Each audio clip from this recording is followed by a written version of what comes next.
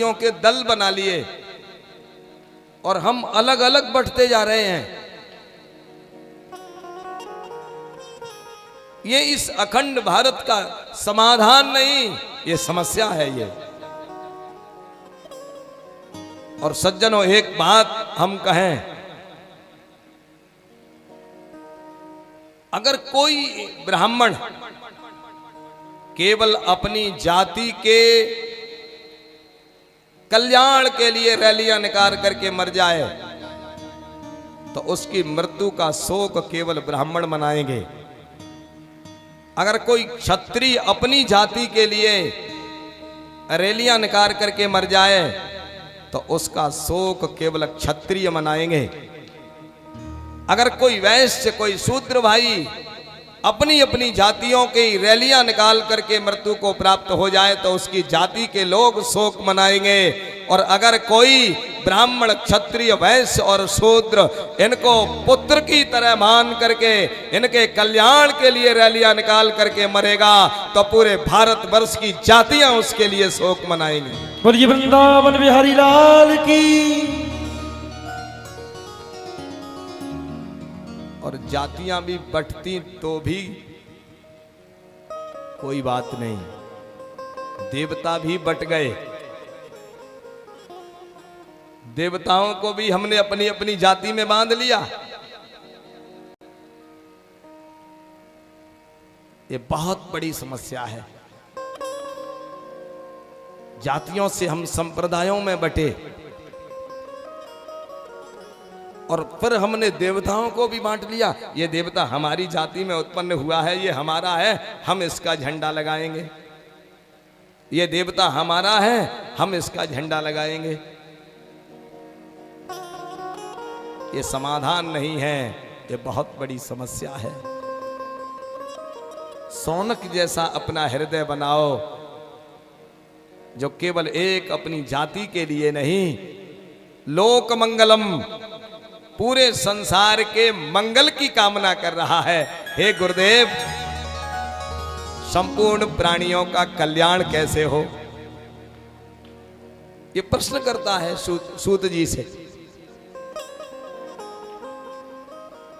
तब सूत जी महाराज बड़ा सुंदर उपाख्यान प्रारंभ कर रहे हैं। सबई पुंसाम परो धर्मो यतो भक्तिरधोक्षजे। सबई पुंसाम, धरती पर जितने भी पुरुष हैं, हिंदू, मुस्लिम, सिख, ईसाई, ब्राह्मण, क्षत्रिय, वैश्य, शूद्र, स्त्री, जितने भी पुरुष हैं, जितनी भी मातृ शक्तियां हैं, जितनी भी जातियां हैं, उन सब पुरुषों का कल्याण भगवान की आराधना करने में है। सबई पुंसाम परो धर्मो यतो भक्ति रधोक्षजे। यहां राम नहीं कहा, कृष्ण नहीं कहा, शिव नहीं कहा, अधोक्षज। अधोक्षज की भक्ति करना संपूर्ण प्राणियों का एकमात्र उद्देश्य है। और अधोक्षज माने अधा कृतान अक्षजान ऐन्द्रियकम ज्ञानम, ये ना, जो आपकी इंद्रियों का संचालन कर रहा है उसकी उपासना करो आप। जो हमारी आंख में देखने की शक्ति दे रहा है, पैरों में चलने की शक्ति दे रहा है, उसको अधोक्षज कहते हैं।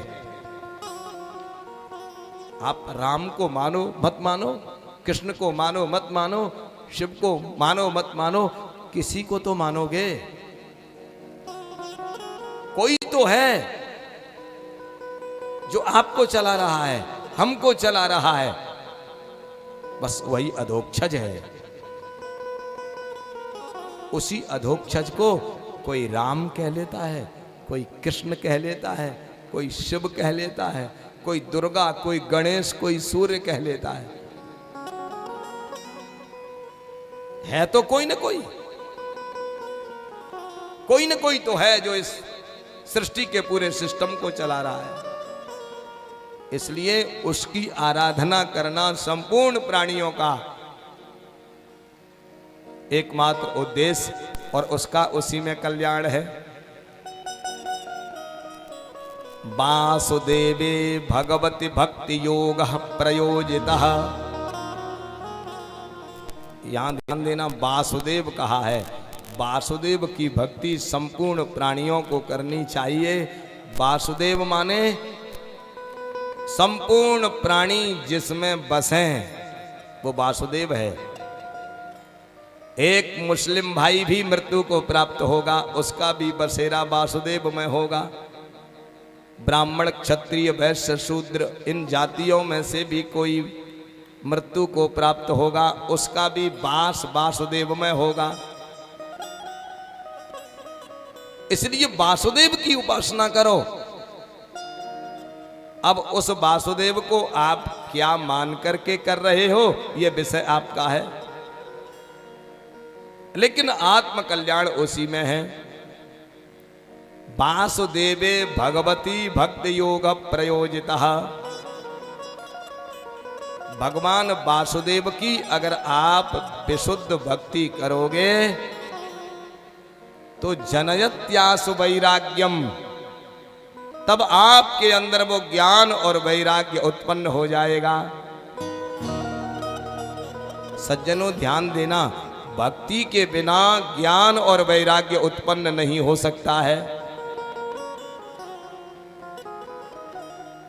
भक्ति के बिना ज्ञान और वैराग्य उत्पन्न नहीं हो सकता है।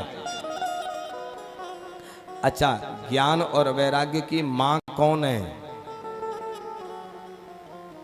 ज्ञान और वैराग्य की जननी कौन है? भक्ति। भक्ति के बेटा हैं कि नहीं ज्ञान और वैराग्य?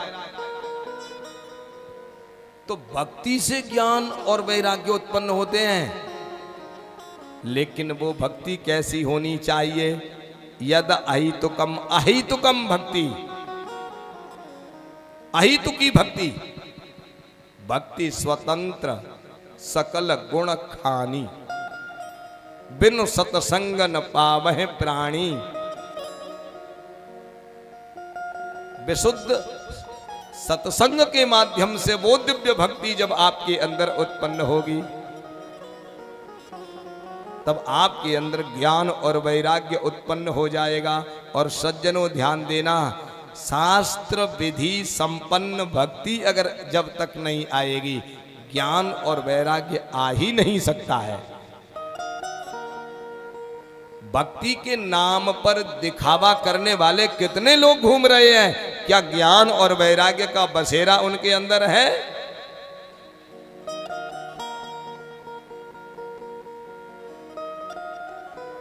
जब तक वासुदेवे भगवती भक्ति योग प्रयोजिता,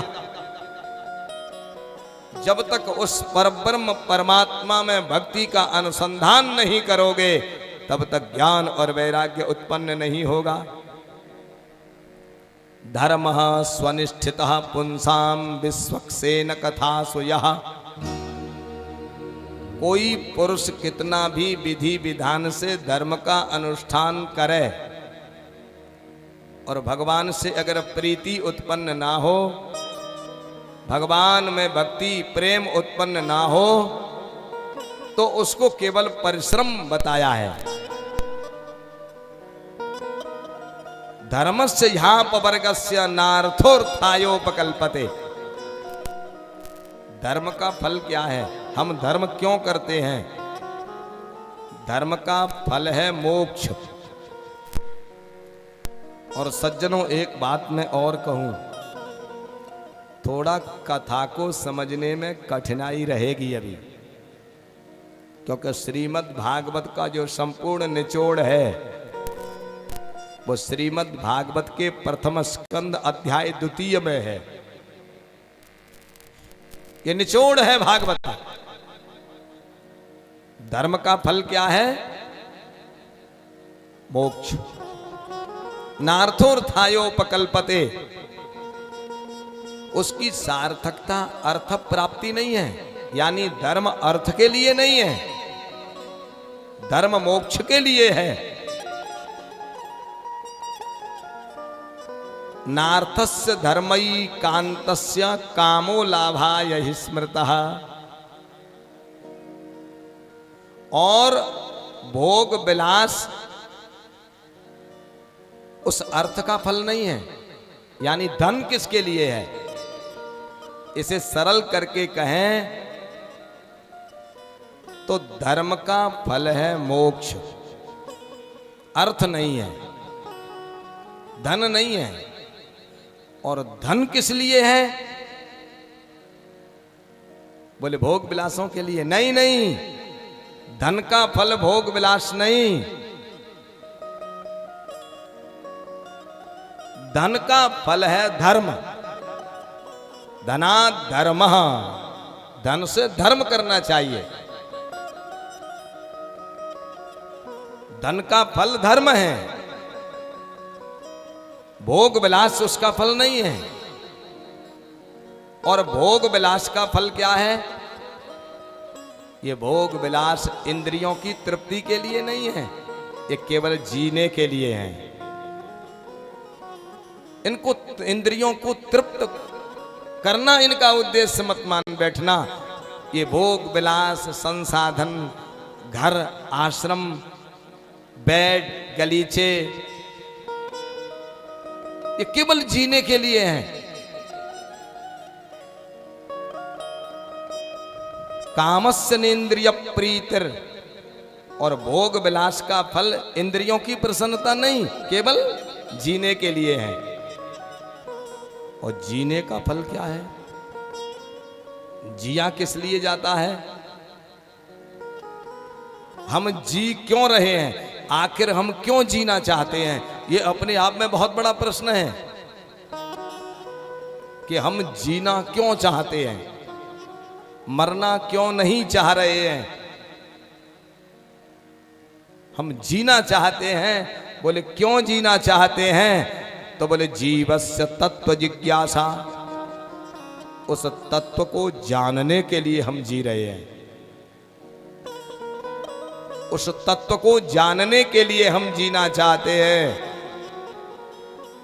बोले वो तत्व क्या है? बोले वदन्ति तत्त्वविदस्तत्त्वं यज्ञानमद्वयम्। वो तत्व क्या है? अद्वयम् अखंडम यज्ञानम तत्तत्वम्।